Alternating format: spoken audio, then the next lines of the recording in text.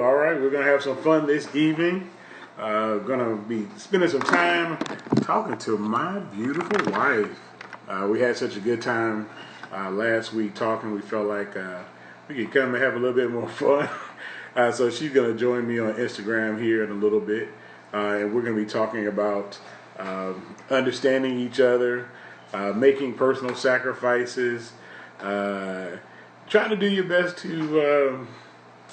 I don't know. What would you say? Talk about compromise. Talk about seeking to find understanding and being compassionate. So I don't know. We don't know where this conversation is going to take us. We do have a thought and a topic or a thought to start off with, and so we'll just kind of see how that goes as we continue.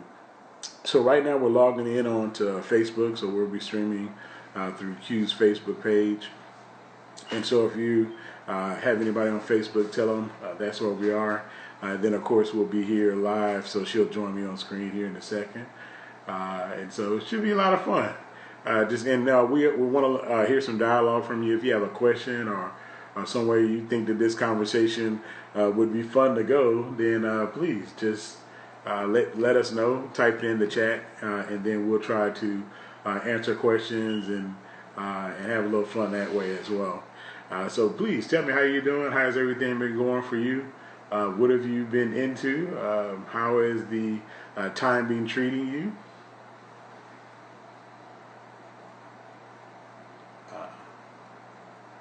See me yet? No. You have to find mine. So go to my page. Oh, there you go. There you go. Yay. Yeah, see, I did it. All right, we're learning a lot of things here. Technology. So we're live. Go live, Johnny. Did it. There you go. Oh, there's a feedback. No problem. There you go. Is that better? Yes, that is better. We can hear each other, of course. So we don't need to do anything with the audio, listening from that standpoint. And I'm waving at you. Yay. So we're having a good time here. So those of you who join us on Facebook, hello, Christina. Man, you are well into marriage. Been how many years now? Man, golly, at least 6 or 7 now? I don't know, 3 or 4? I don't remember. No, I'm thinking y'all have been married about 6 years now. It's been quite a while. And so we thank God for your journey. It's been a lot of fun being married and learning new things. And that's what we're going to be talking about today. What do you do, Sister Simpson? Thank you to Sister Taria for hanging out with us. So you guys have any questions, please chat with us. We're just here to have a good time. But, I don't want to waste a lot of time, and we're trying to be a lot more efficient with it today. So today's topic is say yes to the desk.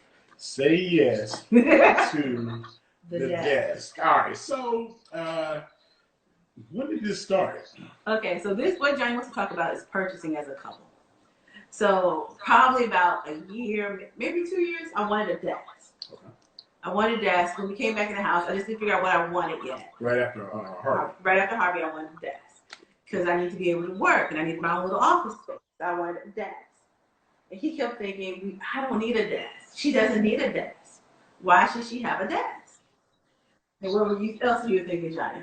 All right, well, one of the things that we talk about first is how couples just process things differently. So me, myself, we have this big dining room table that we're sitting at right now. That gets used. Let me explain to you that it's a very big dining room table because it fits all the kids and us. It's the whole crew. Consider the table 4 on each side. That's 8, 9. It fits 10 people. So we have a big desk because that's one of the things they wanted when we came back into the house. They wanted a table where we could eat family dinners at. Exactly, and we got that. So we have a great big table with 8 chairs at it where everybody can sit. And add more chairs. You can pull out the leaf and do the whole gambit. And so when she asked for a desk, I was thinking, man, we got this table that we use once a week, and not every time once a week. So you got a whole desk or table that you can sit at. So we don't need a desk. And if that fails, I was thinking, well, we got the breakfast table, and that has 4 chairs, and they got a nice little kitchen on it. got the window that looks out over the trees and the grass. This is a nice little area. But I still wanted my desk. Yeah, but you didn't need a desk. I needed a desk. He's saying there's a difference between a want and a need. Yes, there is definitely a difference between a want and a need, but more directly, I think to kind of drive this conversation a little bit more, I was thinking like me. Mm-hmm. So I can work in a variety of workspaces just as long as I have the equipment to work. I can be productive and proficient. So the question was not necessarily would I be proficient or productive in an environment without a desk, but would you be productive and efficient without a desk? So let's talk about that because I had a perspective and you had a perspective. What was your perspective? My perspective is that I needed my own place and own space. We're in a family with all the kids and everybody borrowed stuff, so I need something that could call my own. Even though now that I have a desk, my kids still kind of use it. It's still mine, and I can tell them to move.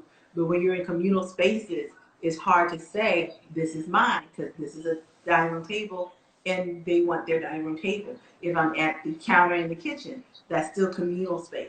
I needed something that I could call my own. Now, I agree with that. Yeah, there are times when you need something that can call your own.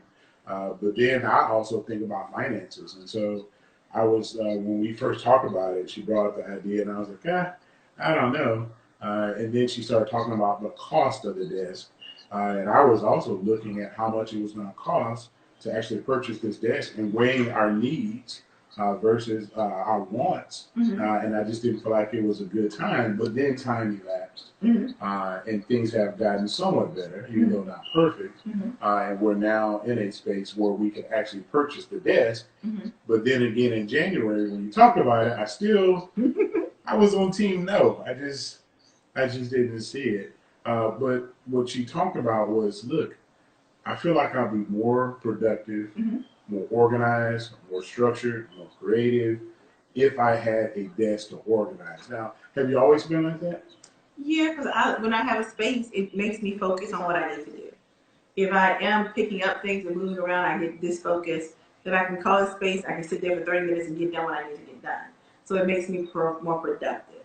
If I'm moving around and doing different things, it also tells the children, if I'm at the desk, I'm doing something right now that I need you to be able to move through. So when I do that, I need you to. Have you always been like that? Yeah. But so I need that to be able to do those type of things. So when I do that, I need that organization. So it helps the girls know that mommy's at work and don't leave mommy alone for a moment. Yes. Because this working at home has been a whole different thing. I mean, I work at home, but this working at home trying to put in 6 to 8 hours is a different type of thing and different field. It's definitely a different challenge. And I thought that's why when you mentioned again this month, I thought a little differently about it, where it's like, okay, now it's not she's at home for a couple of hours a day. Now you're at home the entire day. So now, even though I thought once before one way and made a decision one way, then now we come back to this and say, you know what? The parameters have changed. Can I expect her to still be productive if she's here 8 hours a day, 10 hours a day, with the kids running in and out, and literally multiple workspaces? So now you have to rethink your original thoughts. And sometimes, guys, you just have to say, you know what? I was wrong. Or at the moment, I felt like I was right. But now, reassessing the situation, looking at things again, now I need to make a different determination and say, you know what? I need to make a decision because with the new information or the new circumstances, it could be that this would make her more productive. And if more productive, then it benefits the whole. Your productivity benefits the whole. Yes. I get paid. And your efficiency benefits us all. So why not make a decision to make something that's a lot more productive? Yeah. Now, Dre, thanks, cuz. Go ahead. But I would say the other thing was that I buy furniture. When we came back into the house, I bought most of the furniture, picked it out. I think one of the other things that was surprising to me was that Johnny wanted me to pick out certain types of furniture. He wanted it a certain way. So I couldn't bring any desk. He told me, like, no, I can't. Anything that's part of the board, please don't bring that back in my house. He didn't want that. So I had to be efficient in what I bought that matched what we were bringing in. So now he says yes to the desk, but he's put parameters around what we're doing. So let's talk about compromise. Compromise. I think compromise first is now we get the desk after I've asked for it for a year. So we decided, okay, let's get a desk. And then we decide what type of desk we're going to put in. And then we decide what it's going to look like. You want glass, you want something modern feeling. I want storage. I'm a store person, okay? I like to have drawers to put things in to hide stuff. And he's like, no, that's where you just collect stuff. Collecting stuff. I mean, some of y'all understand, right? You have drawers so you can just clean off your desk and make it look clean on the top, but you put stuff away inside the drawers. Well, he didn't want that. He wanted something where it was just nice and clean on the top and no drawers, because he said that's just where I store extra stuff. Y'all understand what I'm talking about. Y'all be on my side. No, really, it's just a different thought process. And one of the reasons I wanted a specific desk is because of our experiences. And our experiences drive what we desire, which direction we want to go in. And one of the things that I remembered when our house flooded in Harvey, the only furniture that survived were the things that were real wood or the things that were iron or steel. And that's because all of the stuff that we had that was cute and dainty, and cheap. that was cheap and particle board, all of that stuff got washed out. And I was like, I'm not spending my money on that. I'll just wait until we have the money, and then we'll get what we need to get. Mm-hmm. But let's not buy anything else cheap. Now, let's continue on that path. But Dre said something, adaptation is key to survival in any situation. Thanks, because that is true. And as a couple and as an individual, you are always adapting. You're always adjusting to new circumstances, always learning new things. So what do you have to adapt to? I think, and when you're talking relationships, and sometimes in marriage, you have to adapt. Because I know that I'm not the comedian you met like 25 years ago. Yeah. And you're not the Johnny that I met 25 years ago. We've all changed and modified. And so I think also as a couple, you have to adapt, and you have to make the choice to grow together and not grow apart. Yes. And that's a challenging thing where we talk about adapting and agreeing to grow together and not growing apart, because that growing together has that word that we started out on, and that's compromise. So what is it like having to deal with compromises, specifically coming from a situation where you're only child and there's not a lot of compromise that needs to happen in those type of circumstances? I think you understand it, you make it, you work through it. So I know what you're thinking and what you're feeling, and I try to make sure that we work it together as a team. So meaning us working together as a team, I understand when you're doing Bible studies on Wednesday night, like this Wednesday night, hi, this Karen. Auntie Carolyn, hi. When you do Bible studies live on Wednesday nights, I try to make sure that the 8 and 10-year-old are doing something that doesn't have them running through the house. Or we go out and decide to drive around. Just something to get them busy away from you so you can be focused. And I think you have to be able, you cannot be selfish and self-centered if you're married. Because that's not going to work. You're going to grow apart because you're only focused on you and not on each other. So compromise is not about me getting my way or you getting your way. Compromise is about both of us getting what is best for the whole. And compromise means that you have to sometimes place yourself in the back seat. That's where you talk about not being selfish, because you can say, you know what, I really would like this type of desk, but this desk may not fit in our room. Okay, but no, I would say when we get this desk, so we get a desk. Okay, and it compromises that it is a glass desk. Yes. It has no storage. Yeah. So he got what he wanted. Yeah. But what I did was I bought a mesh steel that goes underneath the desk to put storage in. So we both got what we wanted. But it matches and it works, but we did compromise. Yes. And that's about understanding, and I could have made a big deal out of the storage, but the understanding was that was something that was important to you. And so we met each other halfway. Because he knew what I wanted. I wanted one of those desks with like 3 or 4 pieces of storage with it underneath. And the look on his face said, really? Yeah, she wanted the desk that was going to go all up the wall. And I was like, nope. Not doing it. Not doing it. But you do have to compromise. And so compromise also involves a lot of what we're doing right now. Mm-hmm. And that's conversation. Mm-hmm. So having those tough dialogues. Remember, we preached a message about that, having tough conversation, having those tough dialogues, if not handled right, could cause further tension or could result in some destruction. So what's it like having those dialogues? I'd say having those dialogues are important. If you cannot have a dialogue or even a difficult conversation with your spouse, then you have to figure out what your communication skills is. Because Johnny and I talk about everything. There's like almost nothing off limits. We talk it, and sometimes it might be that we take 24, 48 hours before we have that conversation, but we decide to talk about everything. And you do it in its own time and space. And we talked about this a little bit last week, understanding when the right time to talk is. I had a conversation earlier with someone where there was some offense that was involved. And one of the things that I had said in that conversation was, I didn't feel like there was anything at that time that needed to be talked about, you know.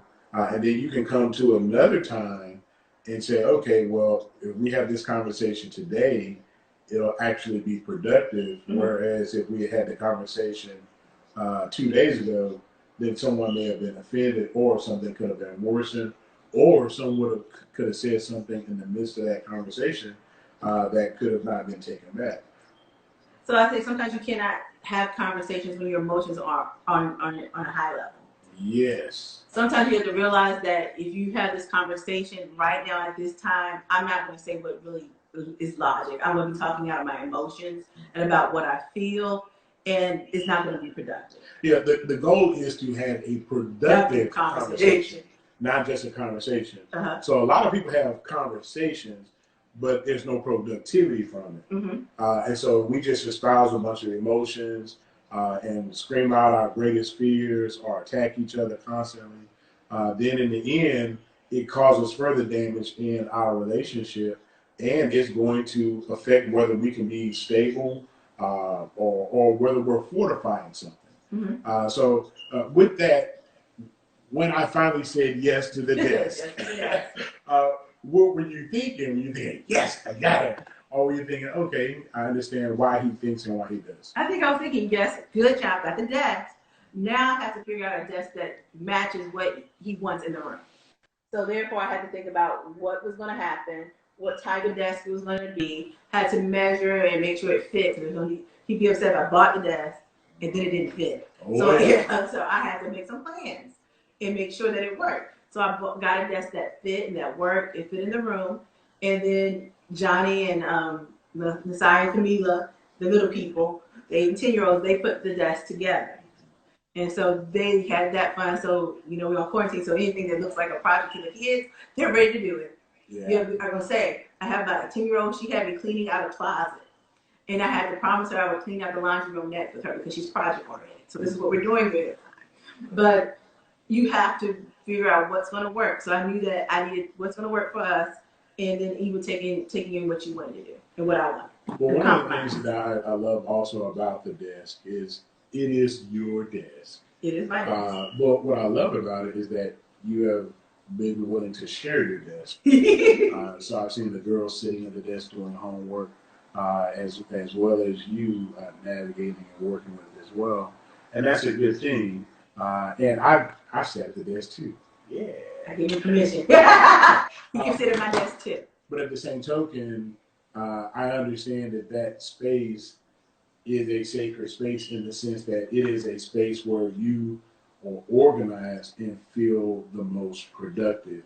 And so I wanted to go back and kind of conclude with that type of thought. Sometimes we make a decision on what we think someone should have or what somebody should do based upon how we would utilize it or how it would affect us. And if we deem that we would not be as or more productive with it, then we don't feel like it is something that is useful to the other person. But at the same token, there's a win-win in everything when you stop thinking about yourself and putting other people in mind. So what is it like constantly having to put yourself in the other person's shoes to make decisions? Because that's very important, not just in marriages, but in relationships in general. I think you have to be able to see other people's perspective, and that's very important. So sometimes I have to look and see what other people are thinking. So I had to see what he was thinking. And I knew that I was going to have, even though it's my desk, I knew the little people were going to sit there and want to do their homework. And right now, if they're doing their homework at the desk, I'm just happy because I'm not arguing about what type of time you have it done. You're doing your homework good, just get it done. It's not even homework anymore. It's schoolwork. Let's correct the word. Change the words. Because it's not homework, it's schoolwork time. They're taking grades now. Yes. So, but I also think about it when I'm talking to my daughters. I have to be able not just to see my perspective as their parent, but see their perspective as a child. And as not even as my child, but as a growing, because I have a range, we have 21 to 8 years old. So as a growing young adult. So I need to make sure that for my older two, who are now over 18, that I'm letting them adult and I'm just assisting. I'm not trying to run over their lives because they're over 18. So they can make their own decisions. So I need to be able to say, I'm suggesting. This is maybe what you might want to do. Maybe this is a thought. But it's not my job to parent them as they are my 8. Like I parent my 8, my 10-year-old. So I think when you're in a relationship with either your spouse or even with your children or your family members, you have to sometimes step back and see what they see. And that means I need to see a different perspective. And sometimes the perspective I'm seeing is clouded by my emotions and what I think you should be doing. And let me sit back and let me listen. Because sometimes when we're talking, we're actually thinking about how to counter argue what they're talking about. So we're not really listening. So, so first thing is listening and really actively listening to people. So now that I'm playing my argument, I'm listening and hearing what you're saying right now in this moment, and I'm giving you that space to talk. And then I'm not thinking about what needs to be next. I just need to be able to hear you now and be present with you in this moment and hear your perspective. And then let's talk through so we can come to a compromise. Yeah, and I think that's a hard thing, guys, because sometimes you already kind of made a decision on what you think is right. But a warning to all brothers out there, if you do not take the time to listen to the wisdom and the input of your wife, you could rob yourself of something and could really miss out on something that could be a blessing to you. So right now in our room, what was great is we had actually talked about throwing away the nightstand that was sitting there. It was really, it just had some papers on it. We really hadn't gone through and organized those papers. They were just kind of there. So even though the room was clean, when you open up the door, you see this nightstand and it's just a mess. So it was an eyesore. So part of putting the desk in gave me something that I wanted, and that was to move the nightstand out. Mm-hmm. So now when you walk in, you see this really nice glass desk. Mm-hmm. It's got computers and papers on it, but it's a lot neater and a lot more organized. And so by me being willing to compromise and to do something that made you more proficient and productive, mm-hmm. then I got something that I wanted, and that was the room having more space and being a lot more presentable. Mm-hmm. I did nobody going just the kids. Just the kids. But the idea is that one of the things that I've been trying to work on with the house is that as a community, that we keep our house not just clean, but decluttered. I would say clutter-free is your word. Clutter-free. Because one of the things that you guys should be looking at right now in this moment, while we're all quarantined, is they say that sometimes clutter leads to depression. It helps build in that closed-in feeling. So sometimes when you have that clutter all around, that could be aiding or pushing or directing your mood. So I try to make sure that around the house we avoid that, and so the girls know. Don't leave it for too long. Daddy's gonna pick it up and put it in the trash. You leave it out for a couple of days. It's gone. It's gone. What you looking for? It's gone. Daddy done trashed it. Daddy's trashed it. You know, I'm praying for you. I hope you find it. Hold on, it's so bad. No, that wasn't that. But the other day, neighbors brought some eggs by, and I forgot to tell Johnny. Oh. And I was like, Ileana. Sorry, neighborhood. Ileana, go get the eggs. Because it was like middle of the day. I was like, go check and see if it's outside. Johnny was like, oh, I put those in the trash. I was like, really? Really? He's like, nobody told me they were there. But who are they for? And I didn't know. It's visible. Put eggs out there. I was like, no. I was like, okay. Yeah. Now, in my defense, if somebody comes to your door and just puts a bag of eggs there. But would you at least ask somebody? No, it's dangerous. It's Corona time. We try to protect the family. We try to do what's needed. So of course I threw those away, and then when they finally looked for them, I was like, oh, hey, I'm sorry. So somebody should have said something. Here we have a statement here. This is the Danielle compromise and communication are part of it. Yes, it has to be, because if you want to succeed, you have to have that compromise in there. Yeah, if you don't have it, then it's not worth it. And then the compromise, the communication that happens during the compromise is important as well, because that word selfless has to be there. One of the things that we try not to do, and this is taking work, especially when you're young, a lot of the times your arguments, quote unquote, are about winning. And so you come in, and even though your wife or husband may say something that makes a lot of sense, it may be even something that you agree with, but because you are so concerned about not losing that argument or not giving ground. But if you're a team, how can you lose? If we are a team, then there's no winning or losing an argument. We need to be successful for both of us. Exactly. So we can't go into an argument thinking I need to win or he needs to win. We need to work together as a team so we both win. So that's when that compromise comes in and that collaboration piece. Yeah.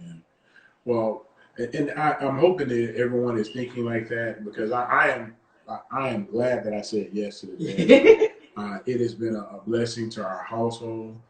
It's helped our kids, even now that they're taking grades, they're more productive because it's like a reward to get to sit at mommy's desk. Yeah, they get to sit at mommy's desk, and now when she's taking her phone calls or doing her work, she's able to be a lot more comfortable and proficient, and it gives her that change of environment. And even though she's not at work, she's still be able to sit at her desk and organize her papers the same way. And so her productivity is our productivity. The more she's elevated, the more she accomplishes, the more successful she is, the more successful I am, the more accomplished I am, and vice versa. So we have to continue making decisions as a team. And that team approach means that there are some times where I'm the star, and then there are going to be times where you're the star. And both of us lend to each other to try to make each other more productive. We have a statement here.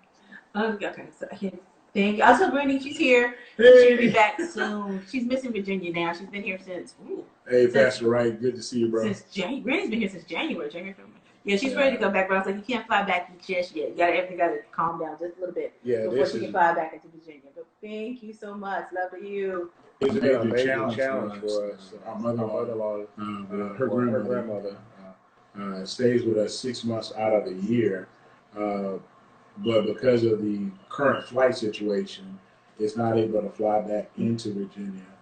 So it's been very tense on us trying to make sure that we keep the house clean and a sanitary environment for her, because she's 90 years old. So no visitors. No visitors at our house. We look at one of my children asked me, "Can somebody come home and I can do their hair?" And I was like, "No, Granny lives here. No strangers in the house." No strangers in the house. We try to keep it clean. Okay, so let's go ahead and close up. Hey, we're going to close out, and just want to inspire you guys today, just to be really considerate in the way you make decisions, listen to feedback, have discussions about it. And sometimes the answer is no. And when the answer is no, that don't mean you go on strike or, leave the house and go stay with your mama. Sometimes answers is just no. But in due time, when situations or circumstances change, finances change, then that answer may become a yes. And then the whole family can be blessed because both of you stuck together, made decisions together, and did ultimately what was best for the family. So we love you. Love you. Bye, everybody. I'll tell Granny. Everybody says hi, because we're around.